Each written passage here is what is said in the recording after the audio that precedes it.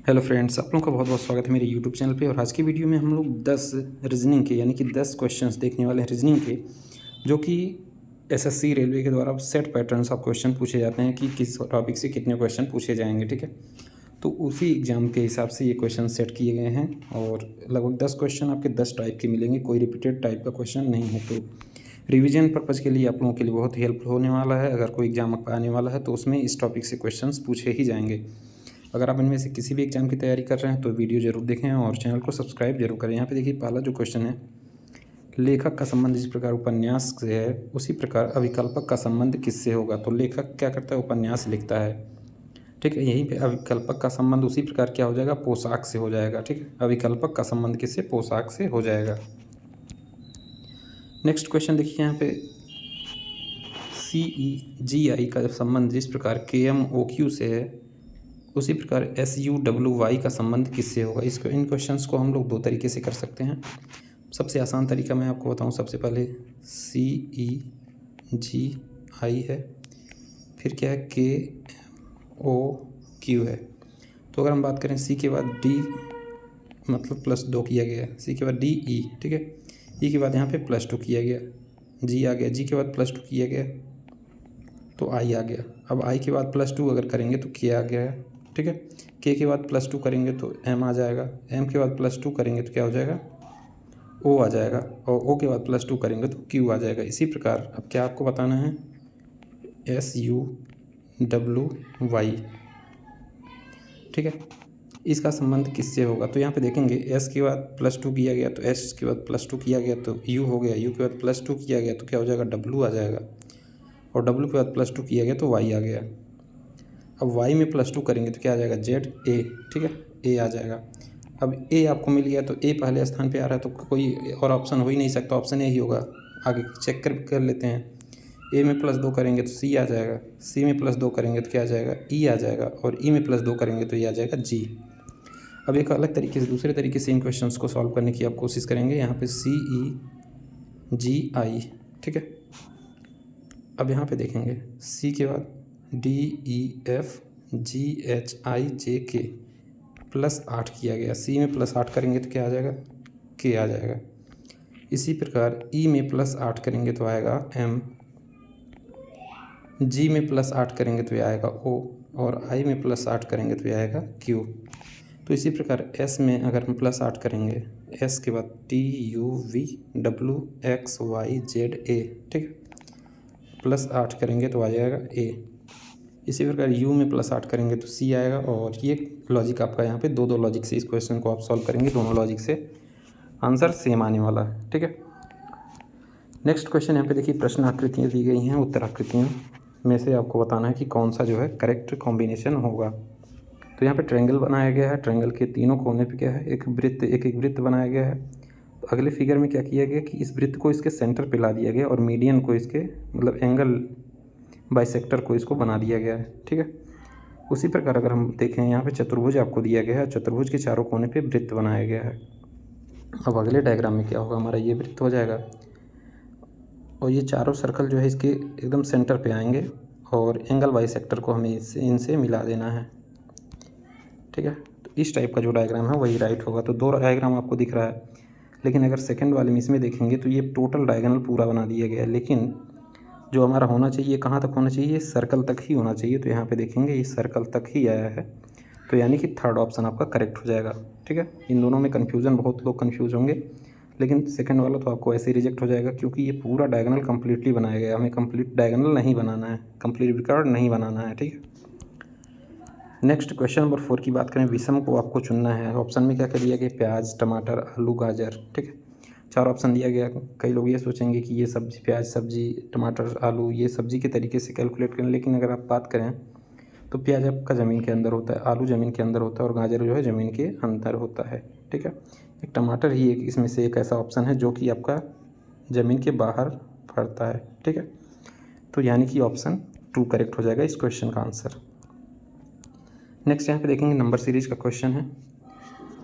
ऐसे सीरीज के क्वेश्चंस को आपको सबसे पहले, मान लीजिए ऑनलाइन एग्जाम हो रहा है तो आपको कॉपी पे अपने पेपर पे सबसे पहले इसको जो क्वेश्चन सॉल्व करने के लिए दिया जाता है उस पर नोट डाउन कर लेना है। 4, 12, 36, 108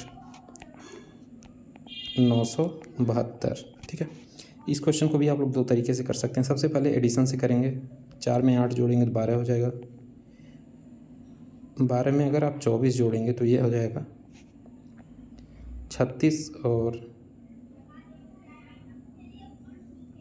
36 में 72 जोड़ेंगे तो ये हो जाएगा 108, और 108 हो गया। अब 108 में फिर क्या जोड़ना है, इसका 3 गुना, यानी कि 8, यहाँ पे 8 गुणे 3 किया गया है, ठीक है। फिर 24 गुणे 3 किया गया, तो यहाँ पे 72 गुणे 3 की करना पड़ेगा। तो 72 गुणे 3 करेंगे तो कितना हो जाएगा, 3 दूनी 6 और 3 सत्ते 21, 216, और 216 में 108 अगर आप ऐड कर देंगे तो ये आ जाएगा 324, जो कि आपका करेक्ट आंसर होने वाला है 324। लेकिन एक और लॉजिक है, अगर आप यहाँ पे देखेंगे कि 4 से 12 हो रहा है, तो 4 गुणे 3 किया गया 12 हो गया। अब 12 गुणे 3 किया गया तो ये आ गया 36, 36 गुणे 3 करेंगे तो क्या आ जाएगा 108। अब 108 में गुणे 3 करेंगे तो ये यहाँ से डायरेक्टली आ जाएगा 324। ये सबसे आसान तरीका है। तो दोनों तरीके से आप लोग कर सकते हैं, मल्टीप्लिकेशन से या फिर एडिशन से। अब 324 में अगर फिर हम गुणे करेंगे 3 तो ये आ जाएगा 972, यानी कि बी ऑप्शन आपका करेक्ट हो जाएगा। दोनों तरीके से आप इसको सॉल्व कर सकते हैं। क्वेश्चंस को आपको सबसे पहले खुद से ट्राई करिए सॉल्व करने का, ठीक है। यहाँ पे देखें विषम की पहचान करनी है, 2 एरो आपको दिया गया है, ठीक है। पहले वाले में देखेंगे एक पहले एरो की डायरेक्शन इधर है, दूसरे की क्या है, अपोजिट है। इसमें भी दोनों एक दूसरे के अपोजिट हैं। लेकिन थर्ड वाले ऑप्शन में देखेंगे कि दोनों सेम डायरेक्शन में हैं, ठीक है। दोनों सेम डायरेक्शन में दिए गए हैं, यानी यही जो है ऑड हो जाएगा। और चौथा भी देखेंगे तो इसमें भी दोनों अपोजिट डायरेक्शन में हैं। तो यहाँ पे देखें दोनों सेम डायरेक्शन में, इस वजह से ये जो है विषम है। आपका सी ऑप्शन करेक्ट हो जाएगा। नेक्स्ट क्वेश्चन नंबर 7, 11 का संबंध जिस प्रकार 38 से है उसी प्रकार 13 का संबंध किससे होगा। तो इन टाइप के क्वेश्चंस को सबसे पहले हम क्या करेंगे, जोड़ के ट्राई करेंगे। तो 11 आ रहा है 38, ठीक है। फिर 13 का वो बताना है हमें, क्या क्वेश्चन मार्क की जगह पे क्या आएगा। 11 में कितना जोड़ेंगे, 38 आएगा, तो ये आ जाएगा 7, और ये 27 ऐड किए। अब यहीं पे 13 में हम 27 ऐड करेंगे तो ये आ जाएगा 40, ठीक है। कोई ऑप्शन में है नहीं है, यानी कि ऐड करने से नहीं आपका होगा। अब मल्टीप्लिकेशन ट्राई करेंगे तो 11 गुणे अगर 3 करते हैं तो ये आता है 33।